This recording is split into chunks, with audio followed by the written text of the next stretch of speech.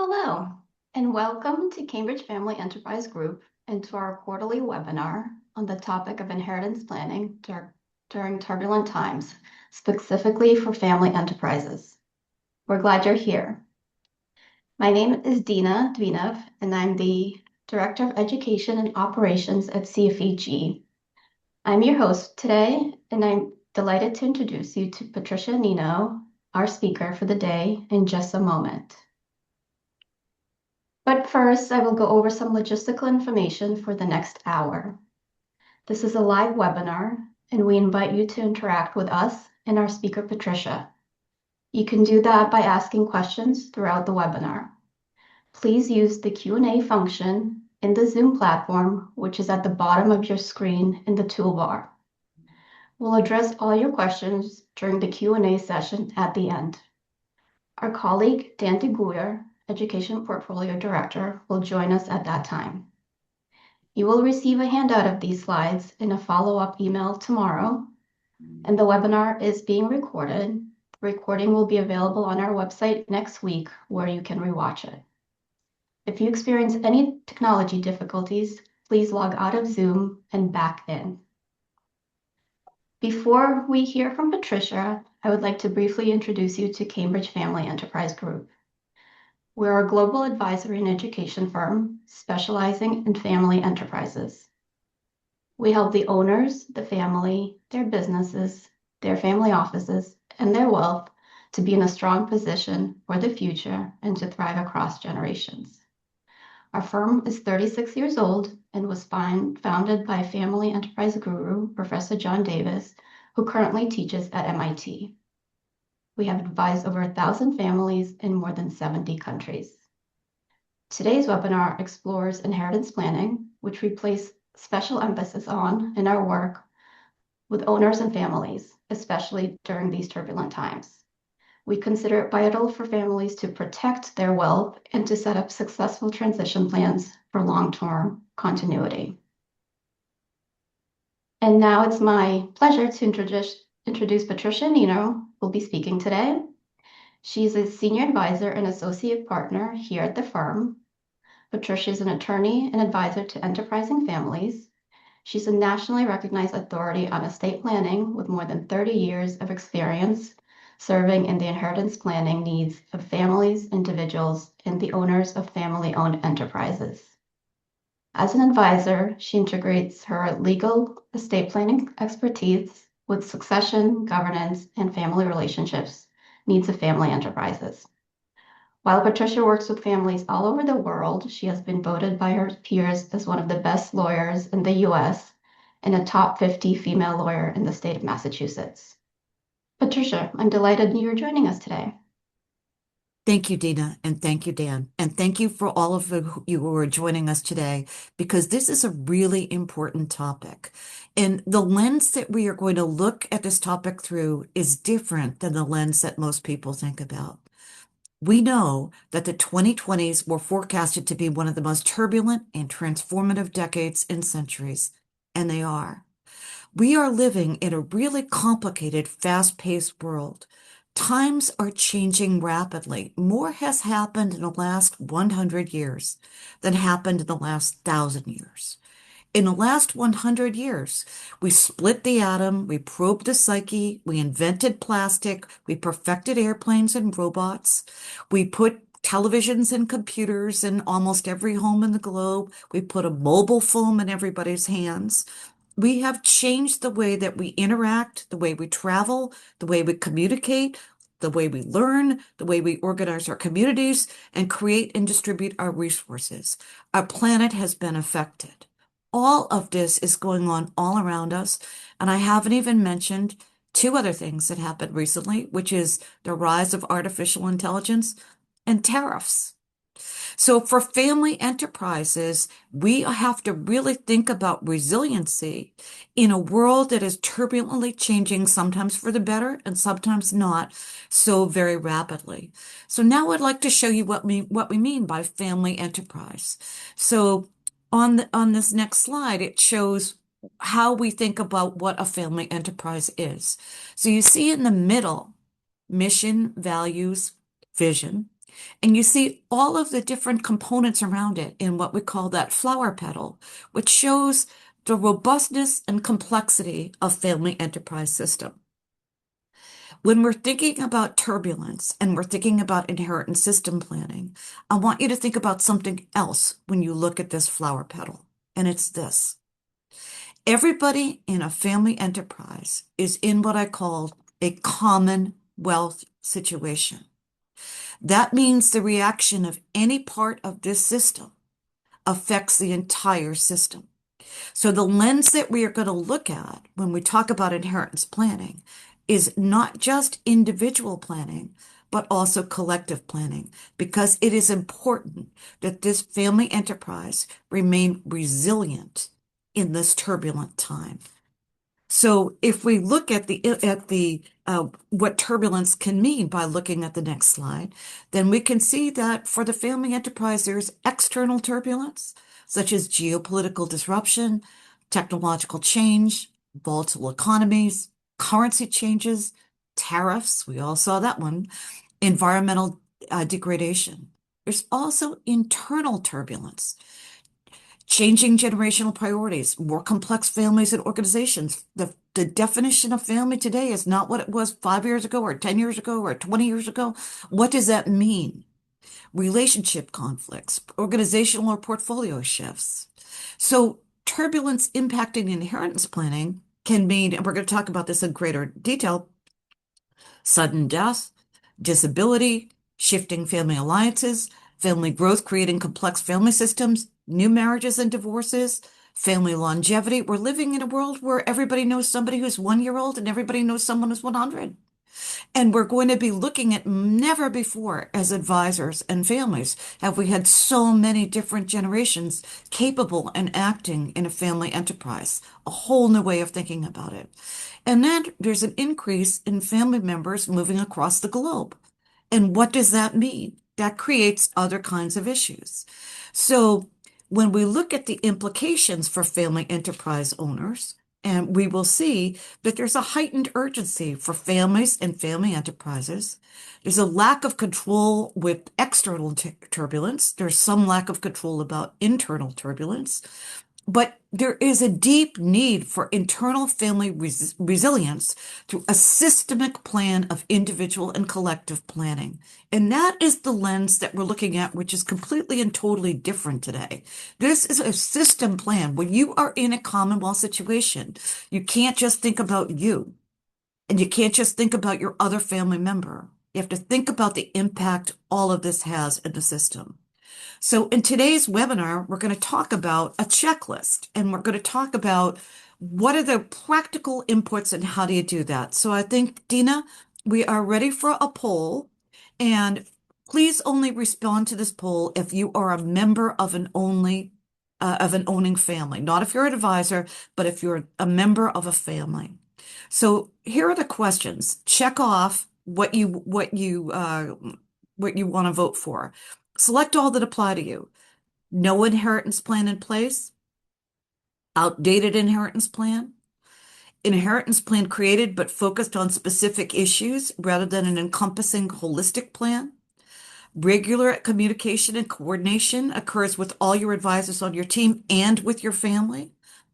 All of your current advisors are the right match for you and your family enterprise. Education has been given to family members as to what the inheritance plan is. There's a yearly review going on of inheritance plan with advisor team and family members that's taking place. And your inheritance plan is in good shape and needs no further attention. So, Dina, let's see what happens with that poll.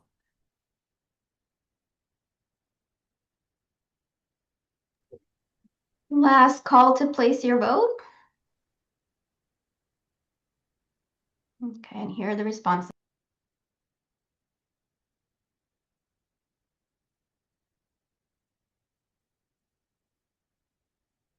No inheritance plan in place. Okay, well, that means it's a really good place to start. That's the highest response. And I think that we'll talk about at the end how you begin when you don't have one. I'm surprised nobody said outdated inheritance plan because I see that a lot. Um, And this is going to be good. We'll incorporate these comments as we go further in the discussion. So, when thinking about an inheritance plan, what do most families think about? The wealth holders think about creating a will, creating a trust, naming heirs, naming trustees. The heirs think about what their inheritance is, taxes, is it fair, arguments, do I get along, all of those things. So, as we go toward integration, one of the things that we have to see, which is clear on the next slide, is systematic and values-based inheritance planning is generally framed as a technical exercise. People think about it as creating wills and trusts, minimizing taxes, naming heirs and fiduciaries, hoping to avoid conflict. All of that is important and all of it is necessary, but it is not sufficient for enterprising families in today's turbulent world. The other thing that this does not take into account family talent or unity. And so that's what happens is when you really look at it as a system, when we see silo-based planning versus system planning, there are two kinds of inheritance planning, right? 99% of the people we deal with are dealing with what I call silo planning. They go to this lawyer this year to go get something for taxes. They go to a corporate lawyer to get their shareholder agreement revised. And they go to an estate planning lawyer to get their estate plan done. Nobody's talking to anybody else. The whole system has not been looked at, and there is a complete lack of integration. It's good planning done for specific issues. But in a family enterprise system, what that does is expose weaknesses. Because until you look at how the whole thing integrates, which not any one of those people can do, you're really at risk. So when you think about silo planning versus system planning, and you were right, Tina, to pull up the next slide, then we look at what we're focusing on. What are some of the goals that you want to do? And before we do that, I want to just give a couple of examples, okay? So in silo planning, you're focusing on a specific issue like death and taxes. In system planning, you're saying, okay, wait a minute, there are death and taxes, but how does that integrate with the system? How does that integrate with governance? In silo planning, you're talking about governance is not part of the typical problem solving. No, probably nobody in the orbit is thinking about governance, but yet governance is integral. It's how the whole system gets together. So there can frequently be gaps among the advisors, and there are gaps between the advisors and the family.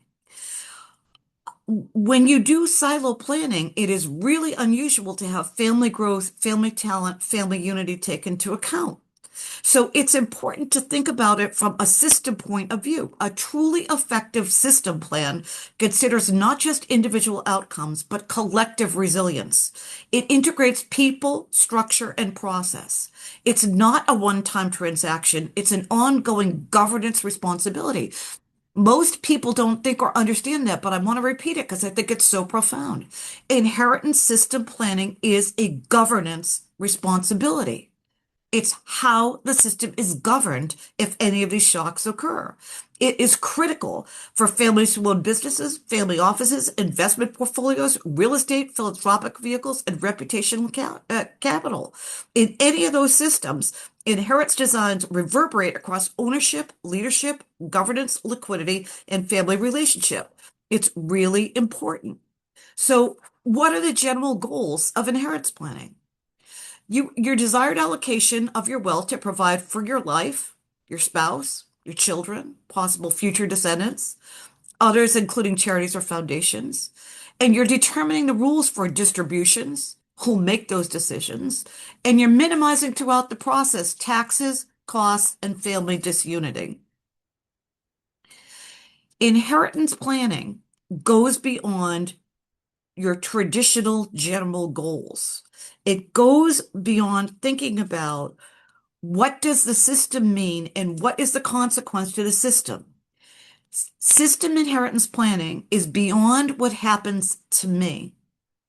In a system, you have to think not only what happens to me, but what happens to anybody else in the system? Because whatever happens to anybody else in the system or whatever external forces come in impacts me. And quite frankly, might impact me more than whatever happens in my circle. So as we go to the next slide and we talk about what happens to the entire system if something happens to me, and more importantly, what happens to me if something else happens in the system. What if I become disabled or die? What if anyone I depend upon emotionally and or financially becomes disabled or dies? A spouse, a partner, a sibling, a parent, a grandchild? What about alliance changes in the family? What if the next generation doesn't pan out the way we expected? What if a family member moves to an entirely different jurisdiction? All of those impacts, anything happens there, impacts the entire system. It's far beyond thinking about whether or not just everybody has their will or trust in place. So I think we're going to do another poll down, Dina. And it is one where please respond only if you are a member of an owning family, not an advisor, and check off all of these that apply to you.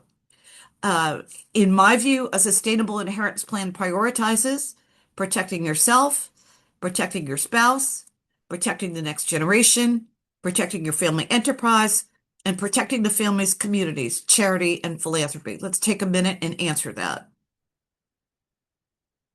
Check all that apply.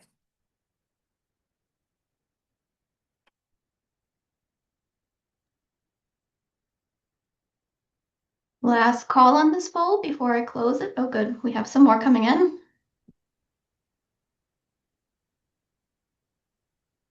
Okay, and here are the results.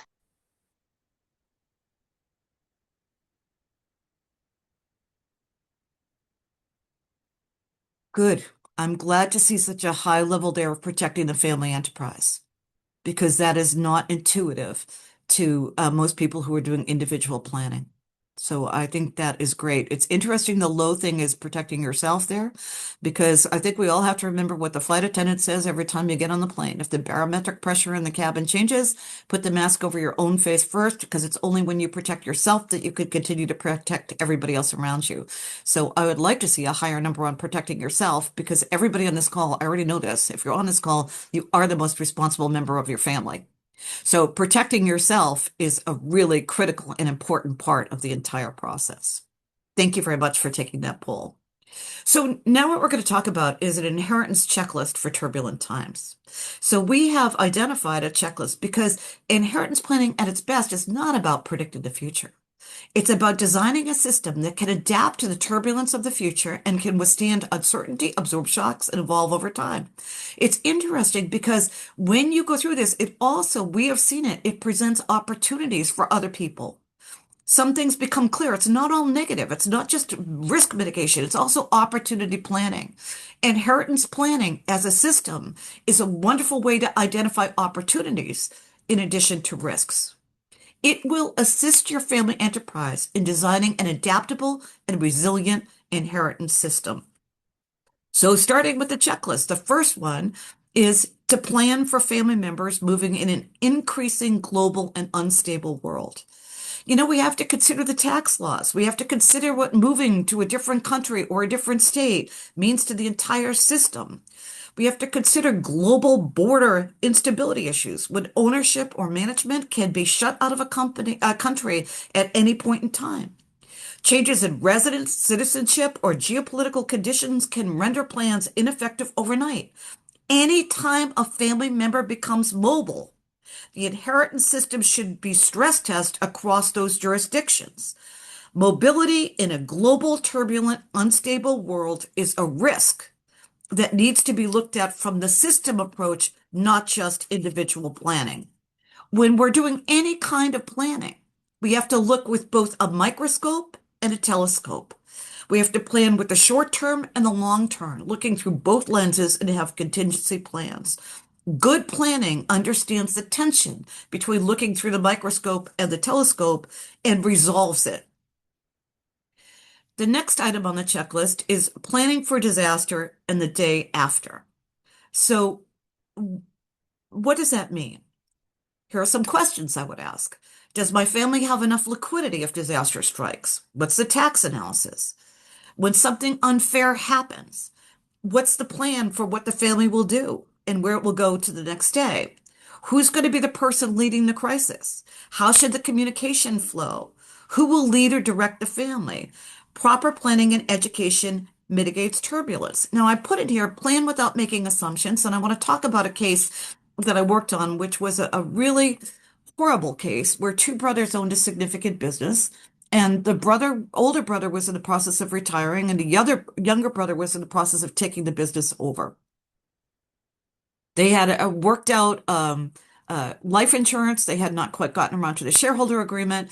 The younger brother went to the hockey rink for to play like he did every single Thursday night. He dropped dead unexpectedly with no heart history of a heart attack at age 36. It threw the entire family into turmoil.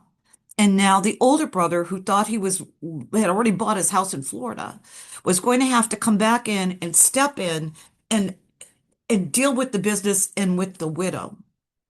The widow was so distraught. This was the first time I've ever seen this. She took a 5x7 picture of him to every meeting with me and put it on the table to make sure that he was there with her. She carried that around and put it on the dashboard of her car. She was in extreme grief. That shock reverberated through the entire system. And the assumption was that the older brother was going to survive the younger brother, and the younger brother was going to be in charge of the company. And that it's not the way it played out. It played out okay in the end after 2 years of communication and discussion and readjusting your headset and looking who's in the family and what other children are going to be stepping in and how do you go ahead and do that. But don't assume when you're doing planning that you know what life is going to bring, because you don't. I don't, nobody does. I'm going to tell you another example about this.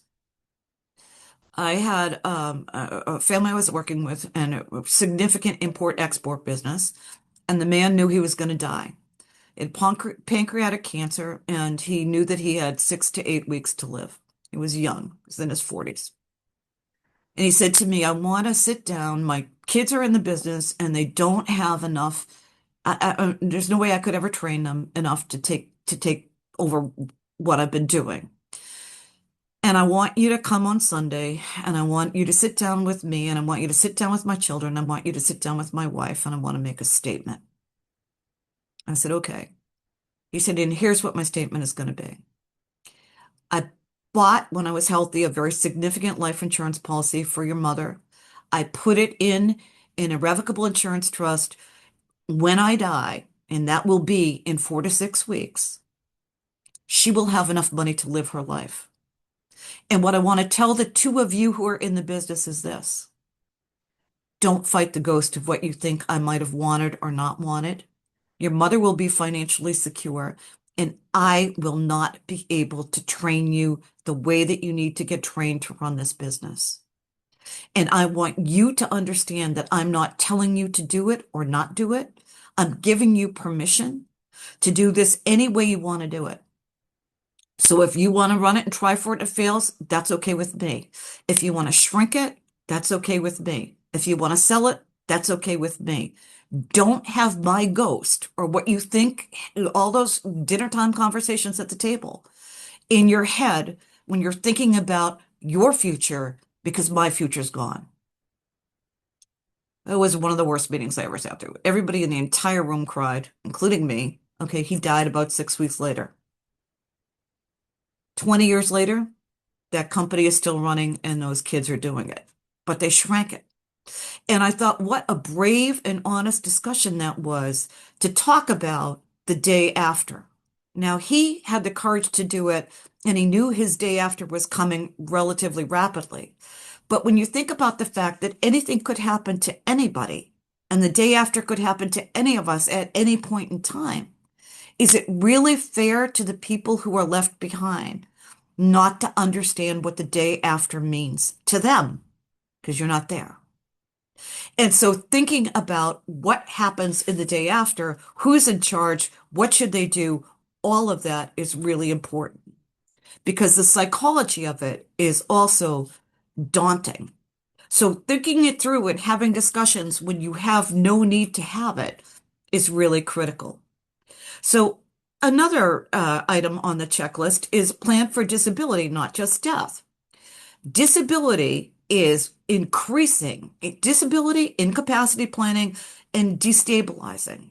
You know, you see somebody with Alzheimer's, you could see it's a very long runway. People cover very well. It could take 10 years, 20 years for it to really hit home. Families have to plan for diminishing capacity, decision-making authority, income dependency, and leadership transitions while the individual is still alive and competent. Disability planning and thinking about it affects so many people. Look at Sumner Redstone. Look at Lillian Bellencourt. Look at Brooke Astor. Look at Donald Sterling, who lost control over the LA Clippers because of a clause in his document that dealt with disability. Plan for disability, not just death. It's inevitable. It's going to happen. Um, Plan for a family member's exit. You know what? Family members are going to exit. That's true. So the next item on the list is really planning for that family member exit. And how do you do that? You do that with intentional financial planning. If somebody doesn't have the financial means to exit, they're not going to exit. So that means that you have to figure out early on what is the exit strategy for somebody who's going to voluntarily exit. Exit should be treated as a design feature, not a failure. Whether it's voluntary or involuntary, exits have to be anticipated, funded, and governed.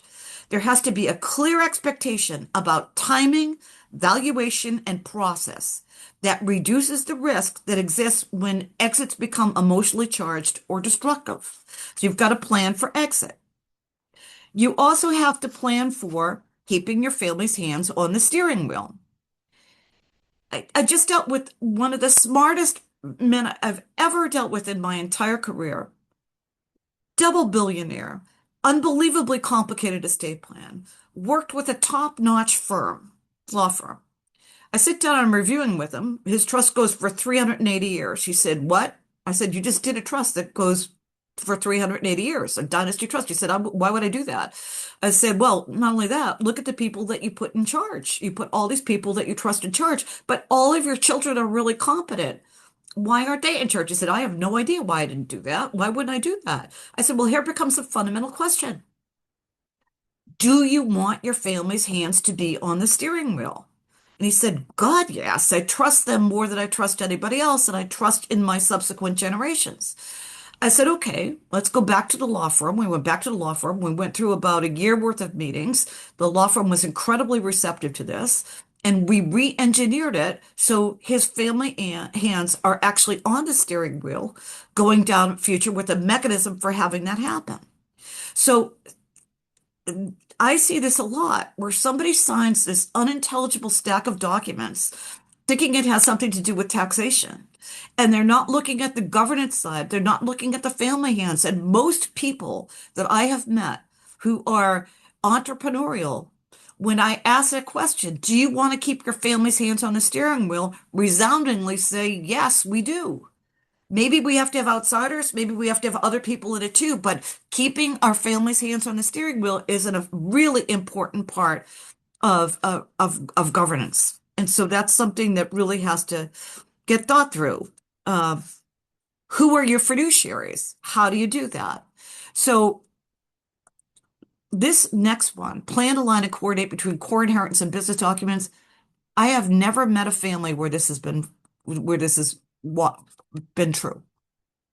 Usually there is a total misalignment between the business documents and the estate planning documents. It's frequent. It's because they have completely different teams of advisors who are working on it. And yet the ownership agreements, the governance structures, the inheritance documents have to work together as a coherent system. Coordination matters more than technical perfection. This is the most common mistake I see, and it can lead to some pretty bad results. So another one is to plan to safeguard your family for prenuptial agreements, planning for marriage and divorce.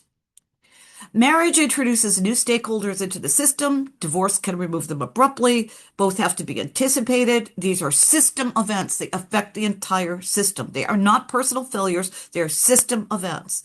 And a prenuptial agreement protects the enterprise, the family, and future generations. And if you make it a family rule that anybody who's going to end up being in the family enterprise has to have a prenuptial agreement, then it's not personal to that one person who's walking in the door now. And what is a prenuptial agreement or a postnuptial agreement? It's a shield. If the person's in a good marriage, it's irrelevant because the spouse is taking part in everything. It's a shield. If somebody comes at you adversarially, what must you give over if the decision is not to give, or is you would need to be fair or the agreement won't be upheld? But this is a very tricky thing because the most tricky part of the negotiation of a prenuptial agreement for an owner in a family enterprise is the calculation of alimony. Because in a family enterprise, phantom income happens. And that phantom income is earned but not distributed during the course of the marriage. So how you deal with that in a situation like this is tricky and needs to be negotiated out. So it's much better to have that as a family rule, a family mitigation, and uh, to go ahead and make it something that everybody has to pay attention to. The jurisdictions also, this is also where global issues really matter. All marriages terminate. Every marriage terminates. A marriage terminates either by divorce or by death. A prenuptial agreement can cover termination by divorce. It can cover termination by death. But not every jurisdiction in this world allows termination by death to be covered in a prenup. So for global families, understanding what the prenup means is even more complicated. And if one or more members are living in a different place, you can't just, there is no global prenup. You've got to look at how this impacts your entire system. And the final one on the checklist, it is to actually, there's two more. One is to educate the next generation and make sure that there's coordination between all the advisors and all the family. You know, we are working and living in a really complicated world. And sometimes people get scared thinking about having all their advisors and all the family in the room together and having open communication. But honest to God, it's the only way to be sure that you have really looked at everything in the system from all of the different points of view that end up happening. And it is really important too to educate the next generation. How fair is it if something happens that the next generation doesn't understand what's going on? Communication mitigates problems. The more open people are, the more that people can talk about these issues, the more important it's going to be. So it's really important. Those are the 10 items that we think that you should think about. And it's really important to stress test your inheritance portfolio and ask questions like, what happens to the entire system if this person dies, if that person becomes divorced, if this person wants to exit, if there's no clear successor? You can use this checklist to be prepared and do some scenario planning. But planning is an ongoing process because you go into a law office or an accounting office and you sign an unintelligible stack of documents, and that's a snapshot. But you know what? Life is a movie. And so there are two components to the inheritance system. One is the organizational component. What do the documents that you have in place say? And the second is operational. How are they operated? And that is an ongoing planning process. That means that you have to have regular review to understand what that means. That's what stress testing is. It's not a one and done. There has to be a regular review. So in conclusion, before we open up for questions, an inheritance checklist for turbulent times is not about predicting the future in a turbulent environment. It's a systematic, comprehensive approach with families that own a broad range of assets and companies, and it evolves over time. It's the movie with sequels. It's about assessing your enterprising family's preparedness for turbulent events, global change, disability, disaster, the day after, and designing a system capable of withstanding uncertainty, absorbing shocks, and evolving over time. It provides enterprising family the opportunities to align core inheritance and business documents and plans, ensure continuity and trust across generations, and test and prepare an inheritance system planning that is resilient in meeting today's turbulence. So, what can you do next for your inheritance plan? You should do a diagnostic review of your plan. You should meet with your team, then your team and your family together. You should stress test your plan and evaluate its ability to absorb shocks and evolve over time and educate your family. Cambridge offers inheritance planning advisory services. And it's an unbiased diagnostic review of the current personal and business documents for all key stakeholders and family members. It's a stress test of the current system. It coordinates with family members and key advisors and stakeholders, and it educates the family and key stakeholders of risks within the system. Because as advisors, Cambridge can look at things that any individual advisor can't do because they can look at everything from that 30,000 feet up point of view and understand what really the impact is to the system.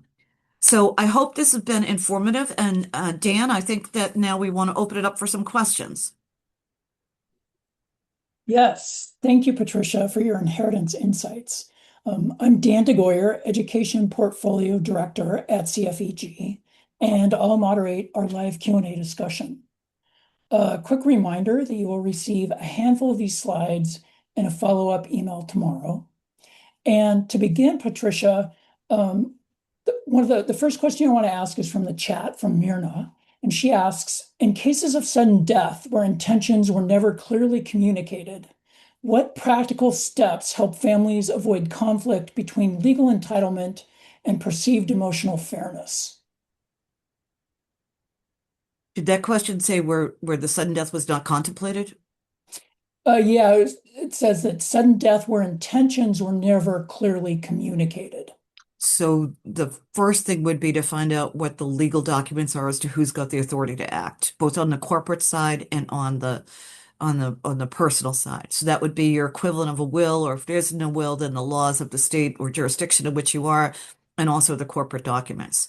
And this underscores the fact that frequently there's a misalignment there, that whoever's been designated to be in charge of the business or has signing authority or deals with it might not be the same person who's going to be in charge of whether or not the business gets sold. So if there's a sudden death without any kind of preconception or knowledge, the first thing you have to do is gather all of the existing documents that exist and read them to see what was put in place and then begin to operate a plan from that. And then in that question also, I think Myrna's asking about, how do you address the perceived emotional fairness among, survivors? I guess that's it takes time. It's a process. And the sudden death, sometimes all of the ghosts in the family and all of the ghost issues that they have bubble to the surface. The issues of unfairness, the issue of how come my father didn't make me the CEO? How come he never affirmatively put me in charge? No, I think it should be, me, I'm the sister and I'm much more competent. And then there's a really interesting academic journal article I read about 3 years ago that talks about the fact that if the patriarch dies and leaves his wife in charge, and she's not used to thinking about this kind of thing and is reeling from the death of her husband and founded the company, and she had many, many kitchen table discussions with him about about what happens with the company. Dealing with the disposition of the business is a second loss. And therefore, the emotions will mean that the process slows down even more as psychologically people are thinking about what and how to do about it. And that's why that case about that brave man I talked about in the export-import business who gave everybody the permission to do what they thought they could. Remember, a key part of that was he had already assured the financial security of his wife. So part of this is in a system, making sure that the intentionality of the finances allows for the emotions to evolve and process. Because especially in a sudden death, the emotions can take years to sort out, and the right answer will not become immediately clear. Most family enterprises are used to risk mitigation. They're used to thinking about how they can minimize risk if there's a fire, risk if there's a flood. They need to also start to think about how do we reduce and mitigate the risk if something happens to any of the key stakeholders now. And that's beyond just, is there enough life insurance in place? It's also who's going to be in charge? Where are the documents? What happens the day after? And I have a client last year who said to me, I want to bring all my kids in and I want to tell them he's divorced. Something happens to me. This is what's going to happen to you the day after. And we had that meeting, and you know what? It brought up a lot of things to think about that he hadn't thought about until he removed himself from the story and had to sit there and talk about the day after. Now, the problem with that is you can't just have that once, because if you ask somebody, like, if the company were to be sold, who it would be sold to, who are the most trusted advisors, the answers that they make today are probably different than the answers they would say 2 years from now. And especially if you're dealing with that founding generation, nobody knows the value of what they're doing better than they do. So keeping a constant tab on that and getting that information updated on an annual basis and having at least an annual conversation about that, I think is really critically important and goes to risk mitigation. So with risk mitigation and this continual updating that you just mentioned, what's the most important consideration when planning for this disaster and the day after of what you just said, to sum it up? The first thing you have to do is gather all of the documents, all of the financial information, figure out who the family talent is, and sort of scenario plan it, and then remove a key stakeholder from the story and say, now what happens to the system? Are there documents in place? Are the advisors right? People outgrow their advisors. Different things happen along the way. And every single one of us, including myself, most of the time, would rather be Scarlett O'Hara. Why do I have to think about any of this today? There's always tomorrow. So the challenge is, unless you're facing that 6-week diagnosis, how do you carve out the time when you've worked so hard to build this system to put a mechanism in place to make sure the system, your family enterprise, your family, and yourself are protected? You just brought the importance of advisors, and one of the items on the checklist is, alignment, coordination between advisors and the family. When you think about coordinating between the advisors and the family, what's the most important thing to keep in mind in doing that? Just to really highlight that idea. That they have the ability to freely communicate with each other. Because if you start to worry about how much it's going to cost, or you start to worry about what they're going to tell somebody else, then you're not giving yourself the best shot for a resilient plan. Okay. Thank you. Our next question here is, what is the most common type of event that you see surprising families, that they are the least prepared for within their estate plan? That their corporate documents don't match their estate planning documents, and that either one of them is adversely impacting the other. And it's only when you're sitting down in a system review that you explain that they get shocked.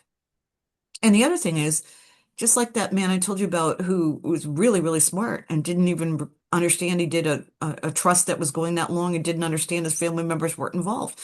Sometimes people who are so involved in the family enterprise only know the family enterprise, and they're not comfortable asking other questions and just think, oh, an advisor will do it, or, I trust my advisor. And, they have to remember that it's important to keep their hands on the steering wheel, not only from a fiduciary point of view if something happens to them, but to ask the right questions during the process and not delegate to advisors completely. You can't do that. The family's hands have to stay on the steering wheel. Thank you. In your last response, you mentioned the importance of a trust, or you mentioned the use of a trust. So how important are trusts for family enterprise planning? Trust can be good and trust can be bad. Okay. It depends who's operating them. It depends the mechanisms that are within it. It depends upon whether family unity exists, and it depends upon what the goals and objectives are. So I have seen trust be very beneficial, and I have seen trust be very destructive. Okay. Thank you. So it sounds like just in terms of trust, you want to be really thoughtful about how you do them and to analyze them. You want to really think through the consequences of what that means. Yes.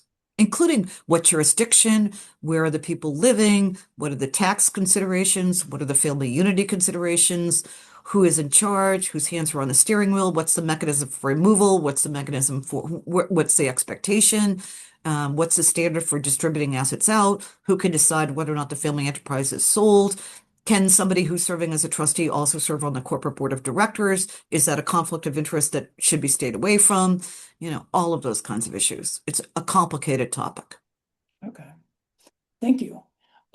Also, in terms of talking about a legal team, you talked the importance of having a legal team and having that team talk to the family. What are the best practices for doing this? For instance, if I haven't shared my entire estate plan with my family yet, should that be done first? If you can do that without the help of your team, yes, but most people can't. Okay, most people, what we've seen is, and what we facilitate are discussions with the family and the legal advisor and kind of communicate and ask questions and let the next generation start to get involved, the spouse and the next generation get involved and ask questions. And it's amazingly surprising what positive things can come out of those encounters for both the legal team and the family. Thank you. You mentioned the next generation in your last reply. At what age do you recommend the next generation learn what they will inherit? At what ages do you share information, especially if you want them to have a work ethic and drive in their life? If you asked me that question before the Google world, it would have been different, right? But right now, everybody knows roughly whether there's money, what the level of wealth is, what's in the house, what they're going to get, roughly. And so to me, then, the more important question is, how do you responsibly educate children on the psychological responsibility of wealth, which is more important than what and when they're getting? And I think that starts at age 5. Yeah. And thinking about what wealth is, what money means to you, what assets mean to you, how you deal with it should be a lifelong process, dealing with children from very young ages. When they are old enough and capable enough of understanding the consequence to the system, I think should be, much deeper conversations. But fundamentally, it's not really about what the inheritance plan is. It's about how have you educated them to deal with the responsibility of your enterprise. Okay. All right, I have a couple more questions. The first one comes from one of our participants. And the question is, how frequently should we review the inheritance plan? Like, what are And your annually, at least annually. yeah, And whenever there's a major change to the system. If there's a divorce, if there's a death, if somebody's got Alzheimer's, if somebody is getting married, if somebody's getting divorced, if someone's moving to a different country, at least ask them questions. okay. Um, and then for our final question here, all this information seems like it can be extremely overwhelming. How does somebody begin to start this process? Everybody has their own planning tolerance, and what you have to do is just advance one step at a time. And so the most important thing to do is to do your own GPS, to gather all your documents, your financial, your legal, your corporate, and look at them. And do you even know where they all are? A lot of people don't even have all that information. Start to gather your own information and then go at your own pace, figuring out what you can and what you're comfortable with figuring out. This is not intended to make it sound like you have to do it all at once. It's not humanly possible to do that. It's the commitment to the process of planning. Structure is your friend. That's what matters. Thank you, Patricia, for your answers here and for your session today. Um, We're going to start wrapping this up. And if you're interested in additional education on family enterprise, we have a few programs coming up for you. We offer an advanced program for family councils that are beyond the startup stage and looking to enhance the work of their family council, keep the momentum going, and benchmark with other family councils. This is a popular program that we offer once per year in September, live online. For those of you interested in an in-person intensive team learning experience, Professor John Davis leads a 6-day program at MIT in Boston. It is for multi-generational family teams to learn an action plan about how to sustain their success across generations, especially in changing times. This is offered twice per year. The April 2026 program is sold out, but enrollment is open for the October 2026 program, October 18th to 23rd. Finally, if our thought leadership on family enterprise is interesting to you, we send a quarterly newsletter with articles and resources, and we encourage you to subscribe if you'd like to be a part of the conversation. On behalf of Patricia and CFEG, we hope this webinar has been helpful to you. Thank you for joining us. Please be in touch if we can be of assistance to you.